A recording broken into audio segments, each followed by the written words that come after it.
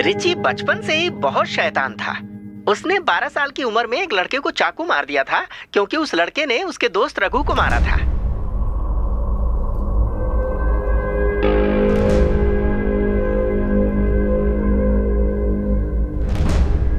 उस हादसे के बाद रघु वहां से भाग गया और रिची को बच्चों के रिमांड होम में भेज दिया गया। और फिर उसके बाद क्या हुआ? 8 साल बाद ये रिची रिमांड होम से छूट कर आया। फिर वो माल पे चला आया। बाद में वो रघु को ढूंढता रहा, लेकिन रघु का कुछ भी पता नहीं चला। तो रघु को रिची के बारे में कैसे पता चला? अब ये तो मुझे भी नहीं पता, क्योंकि तब तक मैं मुंबई जा चुका था। दरअसल मैं मुंबई गया था काजू का सैंपल दिखाने। वहाँ का कोई ठेकेदार हमसे काजू खरीद कर विदेशों में एक्सपोर्ट करता था। उसी सिलसिले में मैं उससे मिला था। रघु ने ही उस तक हमें पहुँचाया था। एक दिन क्या हुआ, हम सब एक लेडीज बार में खाना खाने गए थे, जहाँ हमें रघु दिखा। वो वहाँ मुंबई में क्या कर रहा था? वो यही कोई 13-14 साल का था जब यहाँ से भागकर मुंबई गया।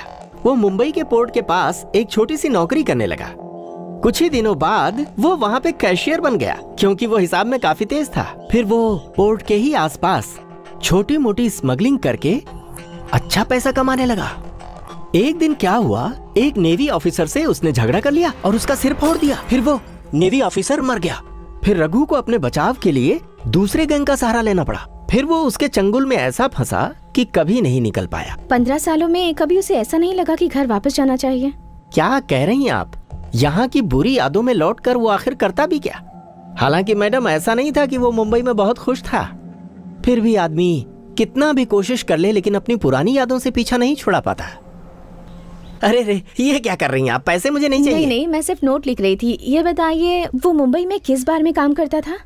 दरअसल मुंबई में कुछ ही ऐसे लेडीज बार हैं जहां मैं जाता था, लेकिन अभी कुछ याद नहीं आ रहा है। याददाश्त काफी कमजोर हो गई है। अरे हाँ, उस लेडीज बार का नाम रूपा था। ओके। हाँ, रूपा, कंफर्म। आप उससे आखिरी बार कब मिले थे? तकरीबन 1 साल पहले। वो उस रात नशे में सारी रात बोलता रहा। मैंने जब उसके पापा की मौत के बारे में उसे बताया तो वो काफी निराश हो गया।